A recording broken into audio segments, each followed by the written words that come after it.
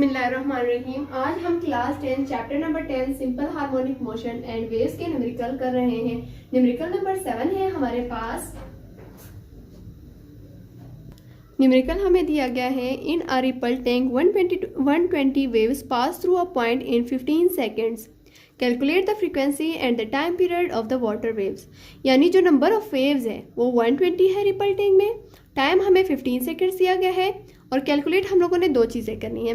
एक हम लोगों ने फ्रीक्वेंसी कैलकुलेट करना है, दूसरी चीज़ हम लोगों ने टाइम पीरियड कैलकुलेट करना है। जब हम लोग न्यूमेरिकल पढ़ते हैं तो सबसे पहले हम लोग डेटा कलेक्ट करते हैं कि हमें न्यूमेरिकल में दिया क्या है और हम लोगों ने फाइंड क्या करना है। हमें दो चीज़ें दी गई हैं और दो चीज़ें हम लोगों ने कैलकुलेट करनी है। एक हमें नंबर ऑफ वेव्स दी गई है जिसको हम लोग स्मॉल एन से डिनोट करते हैं, वो हमारे पास 120 है। टाइम जिसको हम लोग स्मॉल टी से डिनोट करते हैं 15 सेकेंड्स दिया गया है। फ्रीक्वेंसी स्मॉल एफ से डिनोट करते हैं और इसको हम लोगों ने फाइंड आउट करना है। टाइम पीरियड जिसको हम लोग कैपिटल टी से डिनोट करते हैं, इसको हम लोगों ने फाइंड आउट करना है। फार्मूला है हमारे पास। सबसे पहले हमें फ्रीक्वेंसी दिया गया है तो सबसे पहले हम लोग फ्रीक्वेंसी फाइंड आउट करेंगे। फ्रीक्वेंसी फाइंड आउट करने के लिए हमारे पास फार्मूला है f is equals to n over t. Solution हमारे पास आ जाता है, नंबर ऑफ वेव्स भी हमारे पास है और टाइम भी हमारे पास है, इसलिए हम लोगों ने ये वाला फार्मूला यूज किया है। सबसे पहले फ्रीक्वेंसी तो उसी तरह आ जाएगा क्योंकि हम लोग फ्रीक्वेंसी फाइंड आउट कर रहे हैं। तो एंड जो नंबर ऑफ वेव्स है वो हमारे पास 120 है, तो हम पहले 120 लिख लेते हैं। टाइम हमें 15 सेकेंड दिया गया है, तो हम कैलकुलेटर के जरिए 120 डिवाइडेड बाय 15 करेंगे तो हमारे पास आंसर आ जाएगा 8। यानी फ्रीक्वेंसी हमारे पास है 8 हर्ट्ज। Frequency 8 hertz.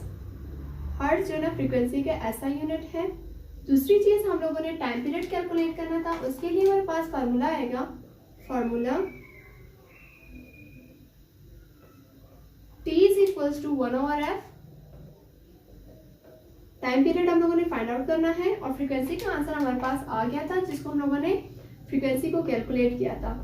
हमारे पास अभी जो है ना टाइम पीरियड का आंसर आने वाला है। टी हम लोग उसी तरह लिखेंगे क्योंकि हम लोग टाइम पीरियड कैलकुलेट कर रहे हैं। 1 डिवाइडेड बाय फ्रीक्वेंसी का हमारे पास आंसर है 8, तो हम लोग t is equals to 1 divided by 8 करेंगे। 1 डिवाइडेड बाय 8 हमारे पास आंसर आ जाएगा 0.125। हम यहाँ पर लिखेंगे 0.125। टाइम पीरियड का टाइम का जो ऐसा यूनिट है वो सेकेंड है, तो यहाँ पे हम लोग सिंपली एस लिखेंगे।